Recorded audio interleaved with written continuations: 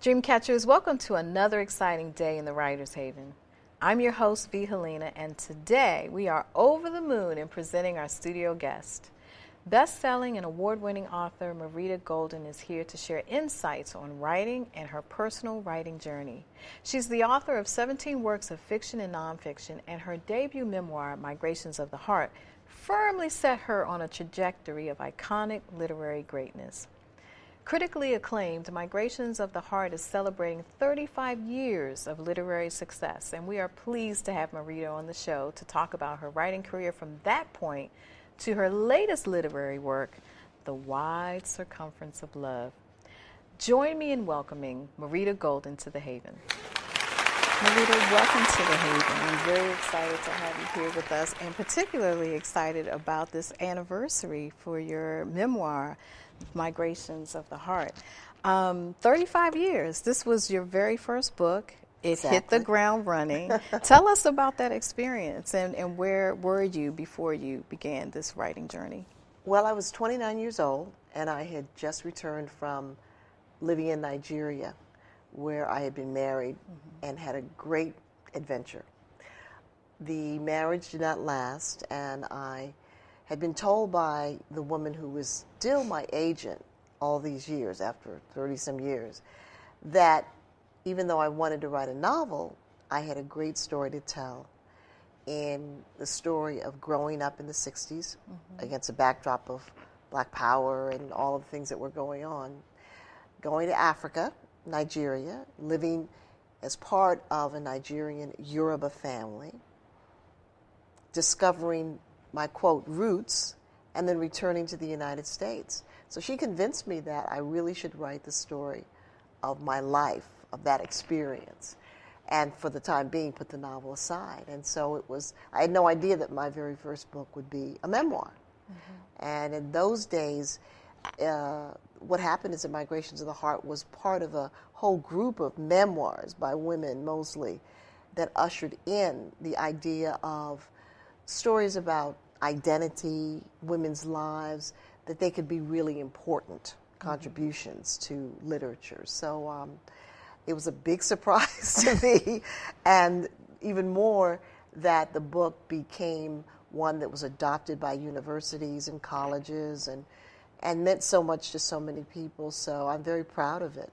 Did you know at the time how impactful the book would be? When you were just sitting and outlining and just going through the process, did you have any idea of how 35 years later people would still turn to this book and just see that this is a work of art, truly? Well, I wanted to make it impactful. I always write with very serious intent. That is, I write in order to introduce new ideas, to shake up what my reader thinks reality is. And so one of the things I wanted to do in the book was I wanted to chronicle and capture for people who were not there what it meant to be a black girl coming of age in the 60s, getting black, getting loud, getting proud. And I was very conscious that I had to put things in the book that people may not get anywhere else. So I really was documenting my experience. So I only know that it was my intent to write a book that could be considered important. And luckily, it was. And how influential were your parents in the writing of this book? Well, my parents were very influential. My father was, in a sense, my very first writing teacher. He was a man who really hadn't graduated from high school, but he was a voracious reader. He read everything. He thought he knew everything. He was a great storyteller. And so my bedtime stories were about Cleopatra, Sojourner Truth, Frederick Douglass. So I got Black history lessons. And I learned from hearing those stories that a good story is a narrative that has somebody at the center of it who does something unusual, something different.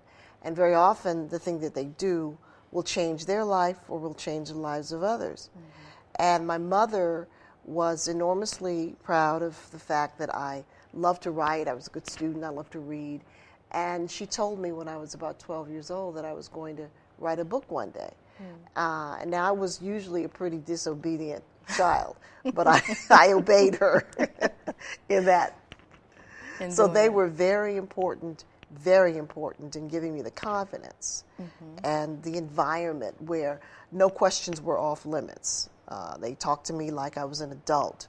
And it was almost like a little laboratory for creating an intellectually curious child and someone who could be a writer. Now, one of the things that I have heard from others who have either written memoirs or are thinking about writing them or in the process of writing them is there's that desire or that they want to pull back a little bit. They don't want to reveal too much of themselves in their writing, even though they know it's a memoir. I mean, there's the fictional memoirs even that people are doing. So you don't really know how much of that writing is truly their experience or the experience of someone else. Did you have that challenge in approaching this process in your first book? Well, I changed my husband's name, my first husband's name, and I changed a few identifying characteristics. But other than that, I was very honest, and I think that the memoirs that people most relate to and most feel satisfied by reading are these memoirs where they feel that the author has made a contract with them. And we always make a contract with our readers. And the contract says that you're reading something that's true. Now, truth and facts are different, so that you're really trying to get to the emotional truth of the experience. And that's why I always tell my students that when they're writing a memoir, they have to write butt naked, because the reader really does want to know how you felt about what's happening to you. You can only make the reader feel the emotions of the situation if you allow yourself to feel those emotions, if you allow yourself to feel the pain, the anguish, and that's the door to healing. The most moving memoirs that I've ever read have always been deeply revealing. Now, there's the famous memoir, Black Boy, by Richard Wright, in which there was a considerable amount of imagination, shall we say. And he grafted the experience of other people onto his life. But he acknowledged that. He acknowledged in the introduction that he was writing an imaginative autobiography to give the reader the sense of what it's like to be a black boy growing up in the segregated South. So I think as long as you inform the reader, that's fine. Okay. And who were some of the influencers back at that time when you were engaged in the writing of that book? Well, I was very fortunate to be living in New York City in the early 70s. I was a student at Columbia University, and to be young, gifted, and black in New York City in the early 70s was a wonderful thing. And I found really wonderful mentors in the great poet Audre Lorde, the wonderful poet June Jordan, because I was writing poetry at first, and they gave me a lot of encouragement. And this was a great time. I mean, Maya Angelou was being published, Toni Morrison, the whole generation of black women writers who would influence so many of us were finding their voices. So it was a very, very exciting time to be writing my first work as well. Okay. And there are so many books that came afterwards, and fiction and nonfiction books. There was one book in particular. Saving Our Sons? Saving Our Sons. Well, I go back and forth between fiction and nonfiction. Yes. So that I've written about half a dozen novels, and the rest have been anthologies or nonfiction works. And so my first book was a memoir, and then I did a novel, and then going back and forth. In the 90s, that really difficult period of the crack wars and the black man as an endangered species, all of that terrible time was a period where my son was an adolescent, and he had witnessed, well, 2 young men in his junior high school were killed in incidents of violence. And we weren't living in a really tough neighborhood. We were a typical middle-class black family, but the violence could touch you no matter where you were. So I wrote Saving Our Sons as a way to answer his question to me. He asked me, why would God let that happen?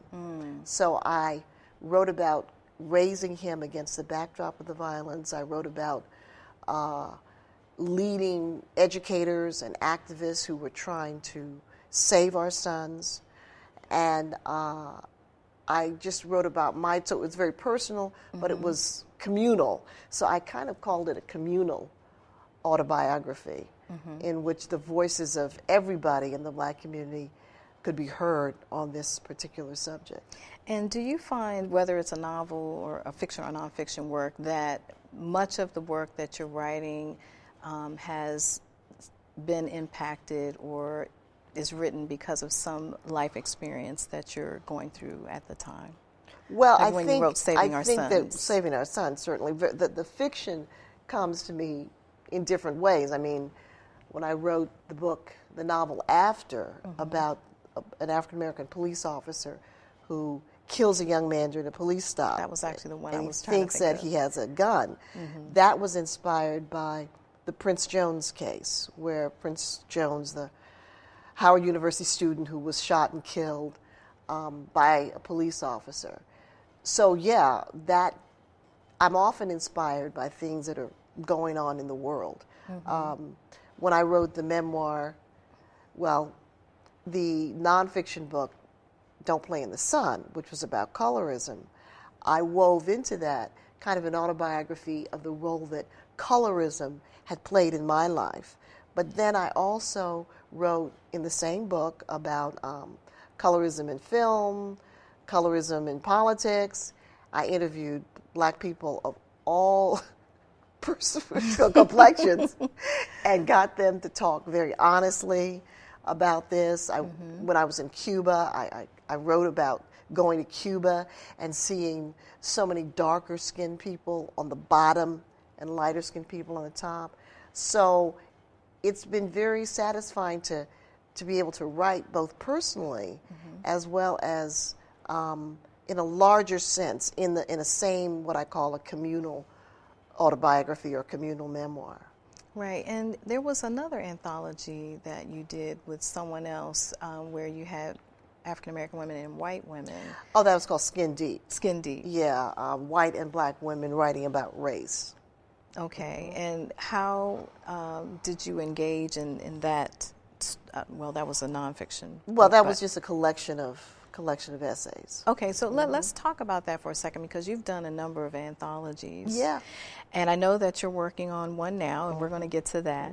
But at the time that you were writing anthologies that were, I guess, focused on social justice or injustice, and you had writers write about specific topics, how did you engage in that process? Were you acting as editor? Yeah. Basically, I mean, one of my favorite anthologies is Wild Women Don't Wear No Blues, and black women on love, men, and sex.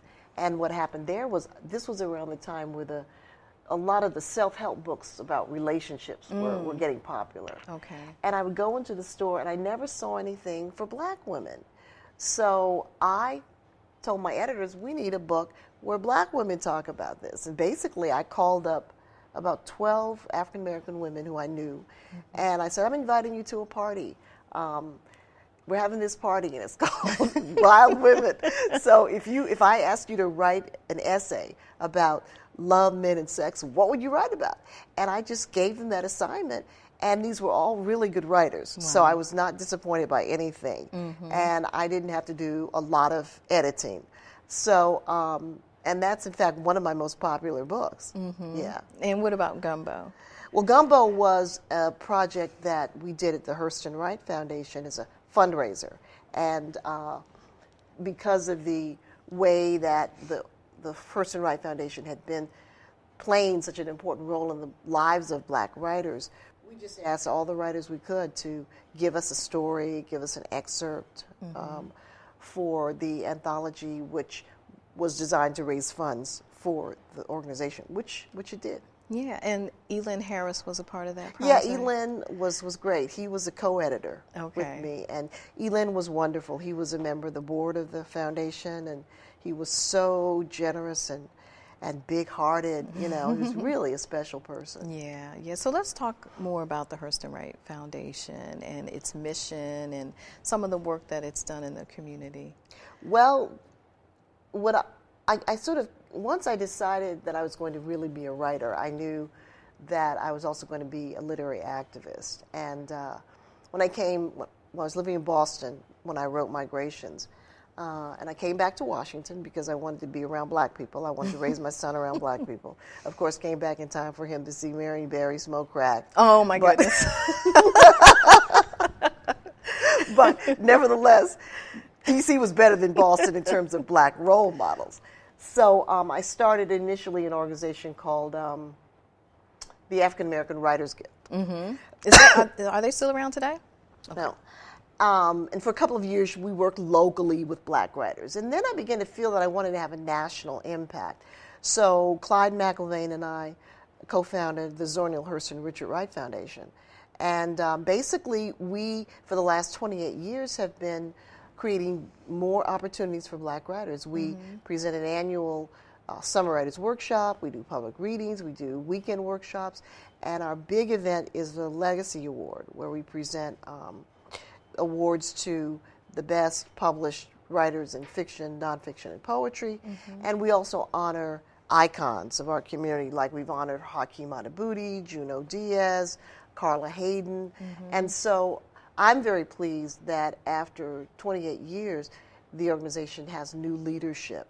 It was I don't believe I call it the Idi Amin School of Leadership. I don't believe that I should stay around forever. So it was very important for me to work to create new leadership. And they're now doing a great job. And we have a summer workshop coming up in August, and some spring workshops coming up in April. So I encourage people to visit our website, HurstonRight.org. And I named it for Zora Neale Hurston and Richard Wright because they didn't like each other. They couldn't stand each other in real life. And her foundation was founded at a time when there was a battle of the sexes in the black writing community. Black women who were being attacked by black men as anti-black male. It was a really difficult time. So when I thought about who would this organization be named for, it was important to name it for both a man and a woman. And one of the satisfying things is that over the years, I've met both Richard Wright's daughter and Zora Neale Hurston's niece, who are writers and activists in their own right, and they love the fact that the organization is named for both of them because they were so similar. Yeah. They're icons in themselves, in their own time, and in their work. So what is your process? And do you approach your process of writing differently when you're writing fiction versus nonfiction? Just often with nonfiction, they're very different. Often with nonfiction, I'll know the story. I'll know what I want to write. From start to finish. But I still have to do research. When I wrote Don't Play in the Sun, I was inspired to write that by India Arie's song Video and Brown Skin. And I knew because I'd experienced colorism, but I still had to do research. I still had to talk to people. And very often, even when I write a novel, I'll do loads of research because I'm often writing about people in a world that I know nothing about, people in situations that I know nothing about. So then I have to do all this research and write as though I've experienced it. Yeah. And that's one thing I wanted to talk about with respect to the wide circumference of love and your ability to interweave a disease that is just destroying lives and families all over, and how you're able to, from the perspective of the person that's experiencing that devastation, and then those around that person who's encircling them with love and trying to help them through the challenge, or at least support them through the challenge. So let's go ahead and talk a bit about your latest novel, and what inspired you, first of all, to write The Wide Circumference of Love? Well, I don't have any experience of having to care for someone with Alzheimer's, fortunately. And I had been working on another novel, had hit a wall, couldn't go any further, put it aside, and then a couple of weeks later, some of the characters in that novel found their way into a new book, which, to my surprise, was about a family dealing with Alzheimer's. And so I spent basically about 4 years writing and researching. Now, the research involved reading novels about Alzheimer's, reading nonfiction about memoirs about Alzheimer's, and especially talking to families that were caring for someone with Alzheimer's, talking to wives whose husband had Alzheimer's, husbands whose wives had Alzheimer's, spending time in a memory care unit watching people with Alzheimer's, and really just drilling down into the experience. So it meant also having readers. That is, as I would do a successive draft of the book, I would have two readers. I had two readers. One was the wife of a man who had Alzheimer's, who was in the facility where I was spending a lot of time, as well as a professional who worked with families. She's a social worker. And between the both of them, I could always get everything right. So that if I said something or wrote something that was wrong, or that was stereotyped, or that was just incorrect about the disease, they would correct me. And that's why I've been very pleased that the response to the book by people who've read it, who are living that experience, and people who are researching Alzheimer's, has been very right on. They said, you got it right. In the process of writing it, though, did you find yourself writing the story based on the information that you collected, or was it based upon your own writing, not necessarily style, but your voice? Well, I mean, essentially, even though you're writing about Alzheimer's, the story is a love story. I'm using Alzheimer's as a way into a love story. The love of a mother for her children, the love of a husband for his wife, vice versa, so that it's really mostly a love story. So since it's mostly a love story, I have to tell that love story in my voice and in the voice of the characters that I've created and chosen. Was there any challenge or struggle in doing that at any point? Well, I mean, to get the voice of a person who's suffering with Alzheimer's was probably the biggest challenge. And when I first did the first couple of drafts, I really didn't do it too well. And my readers said, And one of them said, you have to remember that when you're writing about a person with Alzheimer's, they're very unusual things that they will do. Many of the things that they will do appear to be, quote, crazy. They're not crazy, but the things that they do appear to be crazy. And you can be liberated. You can imagine almost this man who's a successful architect, very educated, who now has this disease. You can imagine him doing almost anything. So once I was told that I could unleash my imagination, that really freed me. Yeah, and I wondered about that as I read the book, and I of course could see your artistry within it, but my focus was more so on the love story, and then I couldn't hear your voice anymore. And it was just me as a reader, just being so engaged in the reading that I wasn't focused on the writer because okay. So I disappeared. You did. That's what I want. I want to disappear. But there were times when you would put a line in there and I'd say, there she is. Because you would say things in such an eloquent and artful way. Well, thank you. Yes. It's all over Migrations of the Heart. So if you have not read it, you want to pick that book up. Because that's just literary genius. But so when I was reading this love story, And then I did see parts of you there, but primarily it was the love story. And I wondered how much of a challenge that was. Well, I mean, there's a lot of decisions that you have to make in a novel. You know, like, okay, if he has Alzheimer's, is he going to die, or is he going to live for the length of the novel?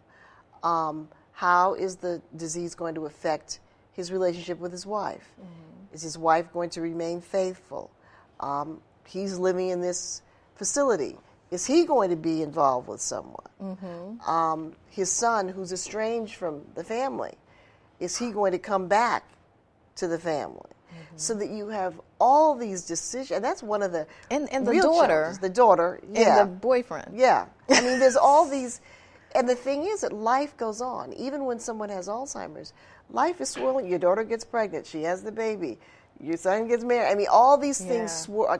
Life doesn't stop because a person has Alzheimer's, and that's the thing I wanted to show, that life moves on. Even for the person with Alzheimer's, life moves on, and you can see that without revealing too much in the story. That he's moving forward. He's moving forward. Yeah, and I love that you use Washington, D.C. Yeah, well, I love writing about setting, because I think Washington is a great city. Has an enormous history, and the novel covers 35 years. So you see Washington in the 70s, you see it in the 2018 period. So you get the social history of Washington. And that was really important for me to do. Yeah, and you did it masterfully. So what's next? Well, I'm working now on a collection of essays about Alzheimer's. I become an activist. I did a big article for the Washington Post Sunday magazine about the impact on the Black community. And now I'm working a lot with a wonderful organization called Us Against Alzheimer's. And if you are an African American or a woman or Latino, who are really the fastest growing groups that are developing Alzheimer's, they do a lot of work to keep those groups part of the advocacy and part of the research. So for anybody who's listening to this or watching this, if you want to know more about Alzheimer's, go to Us Against Alzheimer's, as well as reading my book. So it's usagainst.alzheimers.org. Okay, great. Well, thank you. The time has just run so quickly as I knew it would, but I really, really enjoyed having you on the show, and I'm certain our dream catchers gleaned a lot from this discussion. And thank you for supporting writers in this way. Oh, absolutely. Dreamcatchers, I hope you enjoyed our inspiring discussion with activist, teacher, and 2018 NAACP Award nominee, Marita Golden. To learn more about Marita, visit her website at www.maritagolden.com, and you can also follow her on Facebook and Twitter. If you missed any of our phenomenal Season 1 shows or want to catch up on Season 2, check out our YouTube channel, Writers Haven Show with V. Helena, and become a subscriber. And I have some great breaking news to share. Our show is now available on iTunes, iHeartRadio, Spreaker, and Alexia. So now there is no excuse for you to miss out. Many of you have seen our social media postings about the Annapolis Film Festival as well, so it's finally here. Catch our red carpet coverage and filmmaker interviews in our upcoming shows. I'll take you backstage to meet nationally and internationally acclaimed filmmakers, and you'll get a chance to hear them speak about their films and their artistry.